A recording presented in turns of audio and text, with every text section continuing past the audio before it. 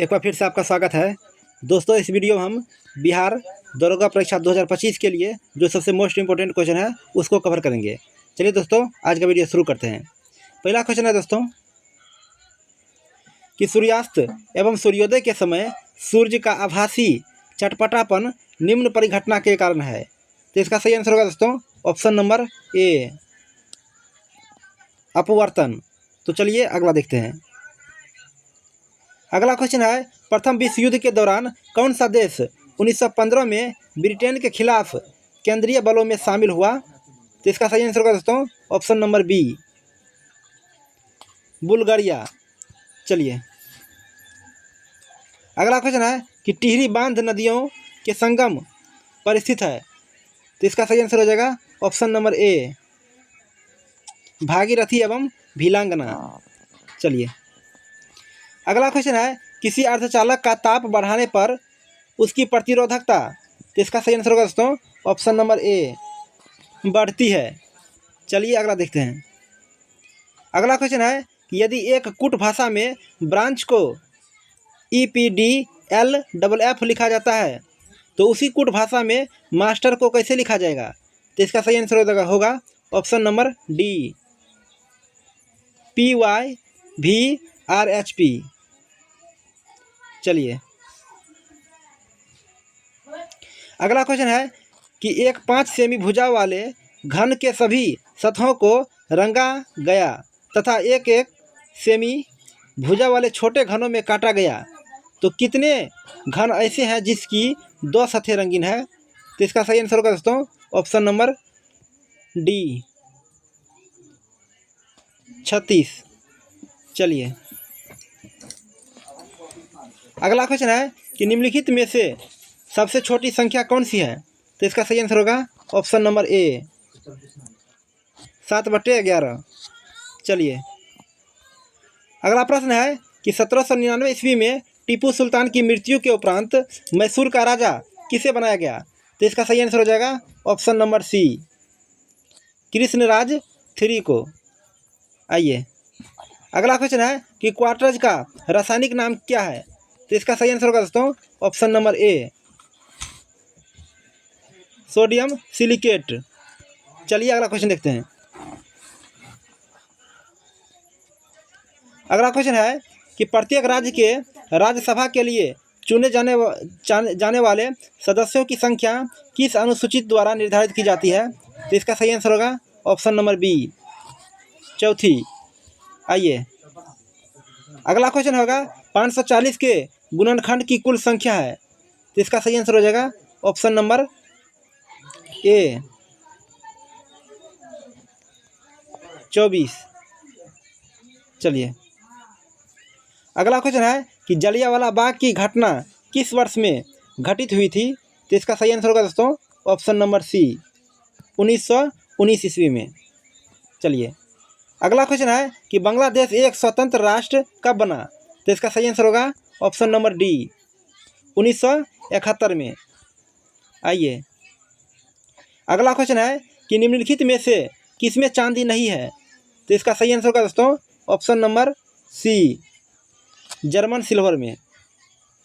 चलिए अगला क्वेश्चन है कि निम्नलिखित में से कौन सा एंजाइम मानव शरीर में स्टार्च के पाचन से संबंधित है। तो इसका सही आंसर हो जाएगा ऑप्शन नंबर सी, एमाइलेज। आइए अगला देखते हैं। अगला क्वेश्चन है कि 25% छूट दिए जाने पर राज्य ने एक शर्ट खरीदी तथा 20 रुपये बचाए। छूट से पहले शर्ट का मूल्य क्या था। तो इसका सही आंसर होगा दोस्तों ऑप्शन नंबर बी, 80 रुपया। इसको दोस्तों आप लोग सॉल्व कर लीजिए। चलिए अगला क्वेश्चन है कि निम्नलिखित का मिलान कीजिए। कोण थीटा के सामने वाली भुजा बटा कर्ण थीटा, उसके सामने है दोस्तों टेन थीटा। उसके बाद अगला है कोण थीटा के सामने आसन भुजा बटे कर्ण और उसके सामने है साइन थीटा। ठीक है, उसके बाद कोण थीटा के सामने वाली भुजा बटे कोण थीटा की आसन भुजा और बराबर उसके सामने है कोस थीटा। और उसके बाद लास्ट है ऑप्शन, सॉरी दोस्तों 3 ही है। तो इसका सही आंसर होगा दोस्तों ऑप्शन नंबर हो जाएगा आपका सी, 17 का दोस्तों ऑप्शन नंबर सी होगा। आप लोग ध्यान से पढ़ लीजिए। चलिए अगला क्वेश्चन है कि हमारे देश में निम्नलिखित में से कौन सी धान की अर्धवामन एवं उच्च तापमान वाली किस्म है? तो इसका सही जवाब होगा ऑप्शन नंबर बी, जया। चलिए अगला क्वेश्चन है कि इंटीग्रल कोच फैक्ट्री स्थित है? तो इसका सही आंसर होगा दोस्तों ऑप्शन नंबर सी, पेरम्बूर में। चलिए अगला प्रश्न है कि निम्नलिखित में से कौन से प्रधानमंत्री ने राज्य के मुख्यमंत्री के रूप में कार्य नहीं किया? तो इसका सही आंसर होगा दोस्तों ऑप्शन नंबर डी, चंद्रशेखर।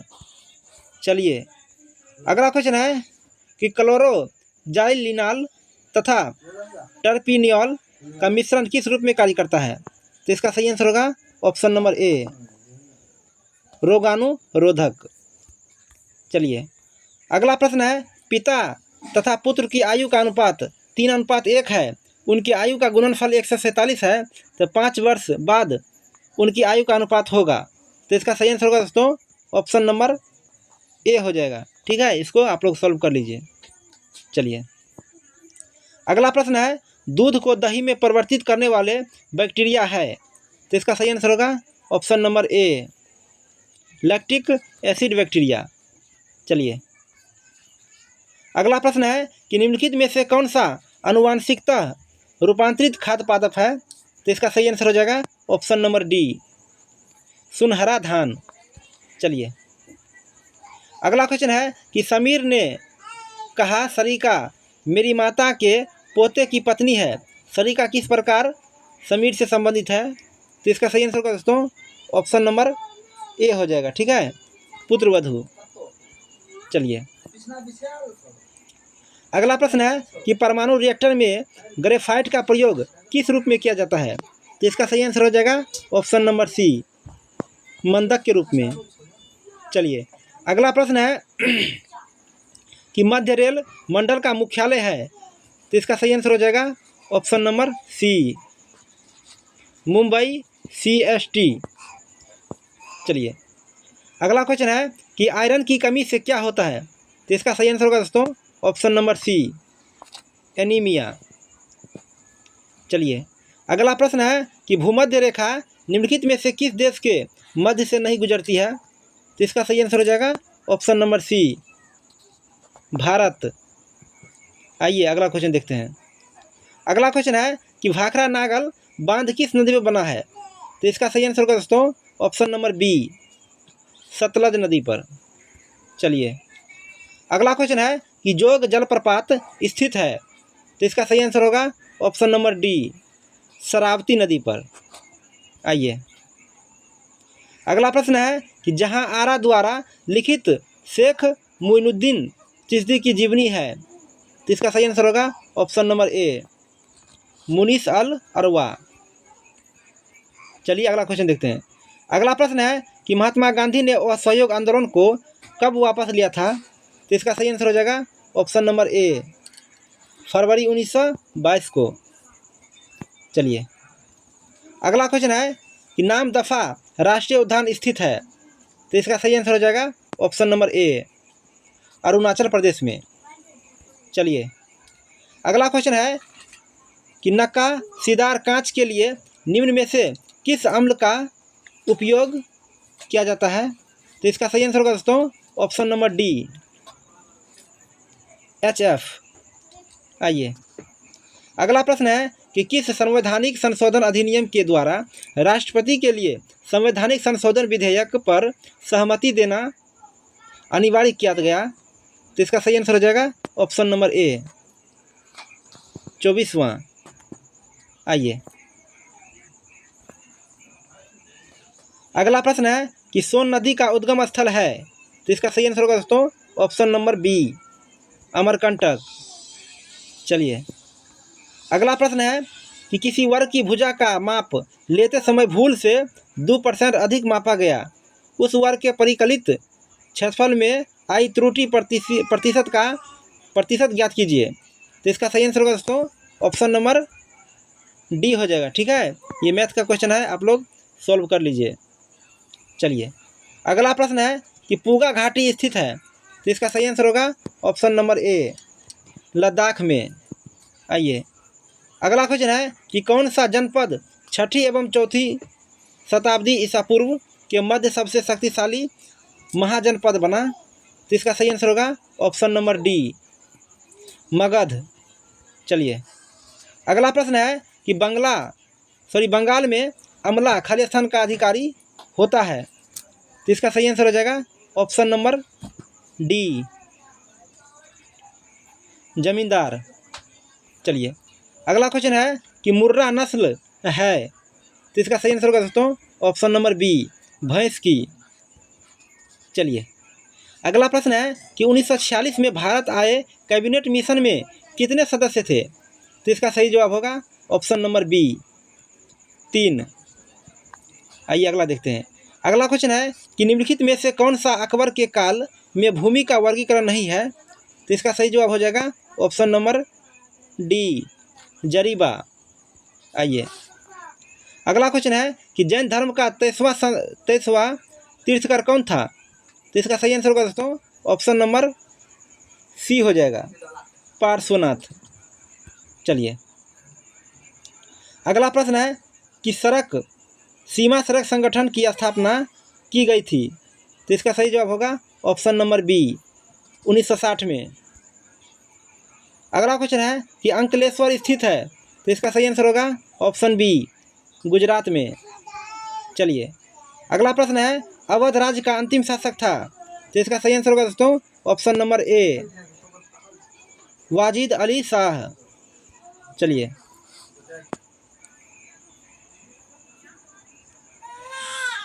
अगला क्वेश्चन है कि भी वेग से गतिमान वस्तु की गतिज ऊर्जा के है, यदि वेग को प्रारंभिक वेग के 1/3 गुना घटा दिया जाए तो गतिज ऊर्जा हो जाएगी, तो इसका सही आंसर होगा दोस्तों ऑप्शन नंबर बी, K/9 हो जाएगा।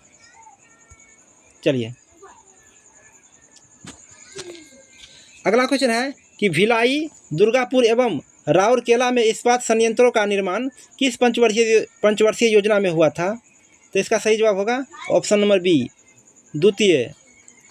चलिए अगला क्वेश्चन है कि निम्न में से कौन सी धातु केवल परावैज्ञानिक तरंगों की प्रतिक्रिया पर अपने पृष्ठ में इलेक्ट्रॉन उत्सर्जित करती है, तो इसका सही आंसर होगा दोस्तों ऑप्शन नंबर सी, जिंक। चलिए अगला क्वेश्चन है कि एक वाहन पी बिंदु से 10 किलोमीटर उत्तर दिशा में दौड़ता है, दाईं ओर मुड़कर 15 किलोमीटर दौड़ता है, या पुनः दाईं ओर मुड़कर 10 किलोमीटर दौड़कर बिंदु क्यू पर पहुंचता है, दूसरा मोड़ लेने के बाद वाहन किस दिशा में दौड़ता है, तो इसका सही आंसर हो जाएगा ऑप्शन नंबर डी, दक्षिण। चलिए अगला क्वेश्चन है कि 3 बिंदुओं के मुख के विपरीत मुख पर कितने बिंदु होंगे जब उस चित्र को घनाकार में लपेटा जाता है, तो दोस्तों इसका ऑप्शन नंबर हो जाएगा डी, ठीक है, 6 हो जाएगा। आइए अगला क्वेश्चन है कि सर्व समीकरणों को ध्यान में रखते हुए सही विकल्प को चुनिए, तो दोस्तों इसका सही आंसर हो जाएगा ऑप्शन नंबर ए, 54 का दोस्तों ऑप्शन ए हो जाएगा, ठीक है, केवल 1 तथा 2 सही है, ठीक है, आप लोग ध्यान से देख लीजिए। चलिए अगला प्रश्न है कि नामेरी टाइगर रिजर्व भारत के किस राज्य में स्थित है, तो इसका सही आंसर हो जाएगा ऑप्शन नंबर ए, असम में। चलिए अगला क्वेश्चन है कि निम्नलिखित शब्दों को एक तार्किक क्रम में व्यवस्थित कीजिए, अस्पताल, उपचार, भर्ती, रोग, निदान, तो इसका सही आंसर होगा दोस्तों ऑप्शन नंबर बी हो जाएगा, ठीक है, 4 1 3 2 5। चलिए अगला क्वेश्चन है भारत के मीठे पानी की सबसे बड़ी झील है, तो इसका सही आंसर हो जाएगा ऑप्शन नंबर बी, वुलर झील। आइए अगला क्वेश्चन है कि लोकसभा में विपक्ष का नेता बनने के लिए कम से कम सदन की कुल सीटों का खालिस्तान सीटें हासिल हो, तो इसका सही आंसर होगा दोस्तों ऑप्शन नंबर डी, 1/10। आइए अगला क्वेश्चन है पतियों की सतह पर मौजूद सूक्ष्म छिद्रों को निम्न के रूप में जाना जाता है। तो इसका सही आंसर होगा ऑप्शन नंबर बी, रंध्र। आइए अगला क्वेश्चन है कि सल्तनत काल के दौरान दीवान ए अर्ज विभाग था। तो इसका सही जवाब होगा ऑप्शन नंबर बी, सैन्य। चलिए अगला प्रश्न है कि पिटली द्वीप पक्षी अभ्यारण्य स्थित है। तो इसका सही आंसर होगा दोस्तों ऑप्शन नंबर डी, लक्षद्वीप में। अगला क्वेश्चन है वर्ल्ड इकोनॉमिक आउटलुक का प्रकाशन निम्नलिखित में से किस संस्था द्वारा किया जाता है। तो इसका सही आंसर होगा दोस्तों ऑप्शन नंबर सी हो जाएगा, ठीक है, अंतर्राष्ट्रीय मुद्रा कोष द्वारा। चलिए अगला क्वेश्चन है कि यह क्रिया जिसमें एक आर्किड अधिपादप की तरह एक वृक्ष पर आता है कहलाती है। तो इसका सही आंसर होगा ऑप्शन नंबर बी, सहभोजिता। चलिए अगला क्वेश्चन है कि प्राचीन भारत में जंगलवासी किस नाम से जाने जाते थे। तो इसका सही जवाब होगा ऑप्शन नंबर सी, निषाद। आइए अगला क्वेश्चन है कि भारत के निम्नलिखित राज्यों में से किसमें डेस्बा पास यानी कि दर्रा स्थित है। तो इसका सही जवाब होगा दोस्तों ऑप्शन नंबर सी हो जाएगा, ठीक है, हिमाचल प्रदेश। चलिए अगला क्वेश्चन है कि निम्नलिखित में से किस पादप का परागकण एलर्जी कारक है। तो इसका सही आंसर होगा ऑप्शन नंबर बी, पार्थेनियम। आइए अगला क्वेश्चन है कि निम्नलिखित में से कौन सा जाइलम का भाग नहीं है। तो इसका सही आंसर होगा ऑप्शन नंबर सी, चालनी नलिका। चलिए अगला प्रश्न है कि निम्नलिखित में से कौन सा क्षेत्र भारत का जैव विविधता हॉटस्पॉट का प्रतिनिधित्व करता है। तो इसका सही आंसर होगा ऑप्शन नंबर डी, पश्चिमी घाट। आइए अगला प्रश्न है कैप्रोलैक्टम का उपयोग किसके निर्माण के लिए किया जाता है। तो इसका सही आंसर होगा ऑप्शन नंबर ए, नायलॉन 6। चलिए अगला प्रश्न है श्वेतलिंग कप किस खेल से संबंधित है। तो इसका सही जवाब होगा दोस्तों option number D, table tennis से। आइए अगला क्वेश्चन है कि हस्तिनापुर का उत्खनन खाली स्थान के मध्य में हुआ। तो इसका सही आंसर हो जाएगा ऑप्शन नंबर बी, 1951 से 52 ईस्वी में। चलिए अगला क्वेश्चन है कि निम्नलिखित में से किस लेंस का उपयोग करके मानव आँख की समस्या मायोपिया समस्या को ठीक किया जा सकता है। तो इसका सही आंसर हो जाएगा ऑप्शन नंबर बी, अवतल लेंस। चलिए अगला क्वेश्चन है कि विशाल जमीन से खड़ा होने के लिए 15 सेकंड समय लगता है और ज़मीन पर बैठने के लिए 11 सेकंड समय लेता है, ठीक है। उसके बाद वह कुछ समय तक उस प्रक्रिया को जारी रखता है। तो 98 सेकंड समय में वह कितनी बार खड़ा होगा जबकि प्रारंभ में वह ज़मीन पर बैठा था। तो इसका सही आंसर होगा दोस्तों ऑप्शन नंबर बी हो जाएगा, ठीक है। आप लोग ध्यान से देख लीजिए। 4। चलिए अगला क्वेश्चन है कि निम्न में से कौन सी वस्तु हड़प्पा के कब्र स्थलों से प्राप्त नहीं हुई है। तो इसका सही आंसर होगा ऑप्शन नंबर सी, सूती वस्त्र। चलिए अगला क्वेश्चन है कि निम्न श्रेणियों में से कौन सी पश्चिमी घाट का भाग नहीं है। तो इसका सही जवाब होगा ऑप्शन नंबर डी, कॉमेट। आइए अगला क्वेश्चन है कि किस वर्ष में केंद्र सरकार ने रेल बजट को आम बजट के साथ मिला दिया। तो इसका सही आंसर होगा ऑप्शन नंबर डी, 2017। आइए अगला क्वेश्चन है कि कृष्णदेवराय ने अपनी माता के नाम पर विजयनगर के समीप किस उपनगर की स्थापना की। तो इसका सही आंसर होगा दोस्तों ऑप्शन नंबर डी, नागलापुरम। आइए अगला क्वेश्चन है कि एक गैस CaO के साथ तो क्रिया करती है परंतु NaHCO3 के साथ नहीं, तो वह गैस है। तो इसका सही जवाब होगा दोस्तों option number A, carbon dioxide, ठीक है, CO2। चलिए अगला क्वेश्चन है कि लुप्त अंक मतलब लुप्त संख्या ज्ञात कीजिए।